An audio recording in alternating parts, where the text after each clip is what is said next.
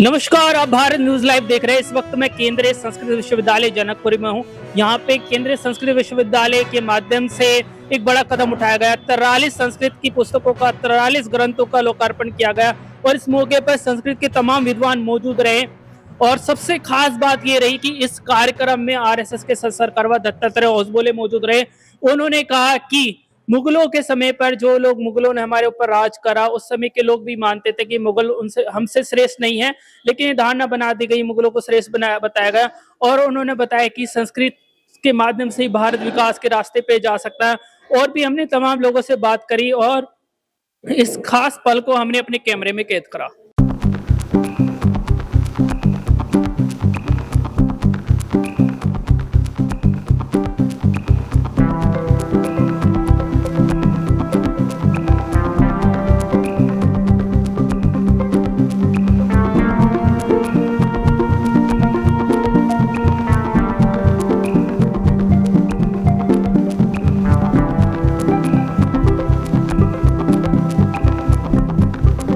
Sir, RSS के सह सरकार जी दत्तात्रेय होसबोले जी, सर इतना सुंदर कार्यक्रम 43 संस्कृत के ग्रंथों का लोकार्पण केंद्रीय संस्कृत विश्वविद्यालय में हुआ, कैसे देखते हैं संस्कृत के भविष्य को? आप कैसे देखते हैं अगर इतना बड़ा कदम उठाया जा रहा है? संस्कृत के भविष्य संस्कृत के कारण हम लोगों का भविष्य है। जी बिल्कुल। भारत के भविष्य ही संस्कृत में निहित है। यदि इसको समझ गया तो मुझे लगता है भारत और संस्कृत दोनों के लिए और अपने लिए यह उत्तम होगा। और संस्कृत में ज्ञान विज्ञान के प्रत्येक शाखा में उसका अभिव्यक्त करने के लिए सब प्रकार की क्षमता है। संस्कृत में शब्द उत्पत्ति की क्षमता है, अभिव्यक्ति की क्षमता है और संस्कृत में समझाने की क्षमता है। तो इसलिए संस्कृत के विषय में कई लोग जो कहते हैं संस्कृत के भविष्य के लिए हम क्या, आप सेवा करो और संस्कृत को पढ़ाने के कार्य अधिकाधिक हो। और व्यक्ति यदि जर्मनी सीख सकता है, फ्रेंच सीख सकता है, संस्कृत क्यों नहीं सीख सकता है? तो सीखने के लिए प्रयत्न करना चाहिए और कोई भी आयु संस्कृत सीखने के लिए बाधा नहीं है। सर, संघ का भी एक विशेष ध्यान संस्कृत को लेकर आया। संघ की प्रार्थना से लेकर संघ की तमाम जो आज्ञाएं होती है उसमें संस्कृत को विशेष आप लोगों ने ध्यान दिया है। मैं खुद स्वयं सेवक हूं, तो मैं ये भारत में सर्वदूर समझने के लिए और सार्वकालिक करने के लिए संस्कृत ही योग्य है।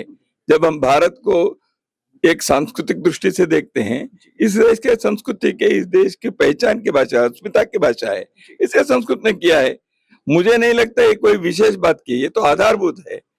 आप अपने माता को क्यों प्रेम से देखते हैं? ऐसे प्रश्न कैसे असहज है, ऐसे संस्कृत के बारे में अपने श्रद्धा है, होना ही चाहिए।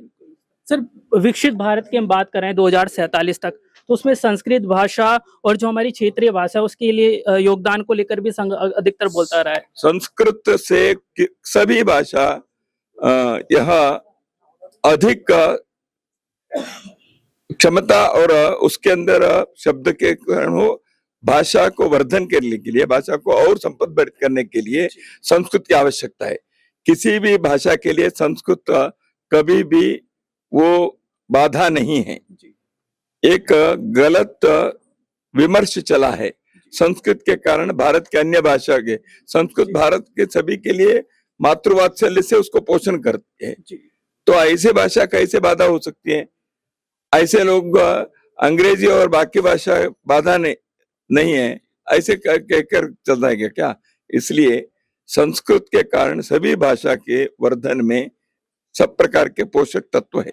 सर, आपने हमसे बात करी, बहुत काफी सारे मुद्दों पे आपने बात करी। एक और चीज जो हम बात कर रहे हैं, भारत के अंदर भाषाई विवाद को लेकर भी तमाम बातें होती रही, लेकिन आपने तमाम विवाद राजनीति है, लोगों में नहीं है। तो तमाम बातें सरकारवा जी ने हमारे साथ में रखी और स्पष्ट रूप से कह दिया कि संस्कृति भारत का उज्जवल भविष्य है।